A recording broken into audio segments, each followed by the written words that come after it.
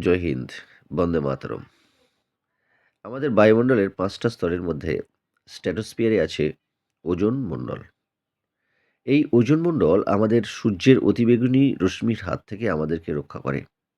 তাই আমাদের উচিত ওজোন লেয়ারকে প্রোটেকশন দেয়া। এই ওজোন লেয়ার প্রোটেকশন দেয়ার জন্য একটা প্রোটোকল হয়েছিল, সেই প্রোটোকলটার নাম মন্ট্রিয়াল প্রোটোকল। একটা কনভেনশন হয়েছিল, সেই কনভেনশনের নাম ভিয়েনা কনভেনশন। এবং একটা অ্যামেন্ডমেন্ট হয়েছিল, সেই অ্যামেন্ডমেন্টের নাম কিগালি অ্যামেন্ডমেন্ট।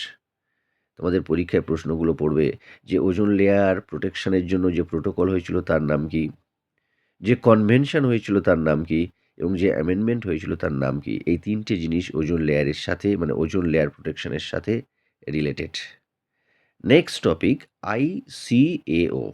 আই মানে ইন্টারন্যাশনাল, সি মানে সিভিল, এ মানে অ্যাভিয়েশন, ও মানে অর্গানাইজেশন। কীভাবে আমাদের বিমানগুলো চলবে এবং বিমান থেকে যে আমরা নাইট্রাস অক্সাইড বা অনেক কিছু নিষ্কাশিত হয় সেগুলো আমাদের সবাই তোমরা জানো যে এই বিমান বেশিরভাগ চলে স্ট্র্যাটোস্ফিয়ারের মধ্য দিয়ে। স্ট্র্যাটোস্ফিয়ারকে বলা হয় শান্তমণ্ডল।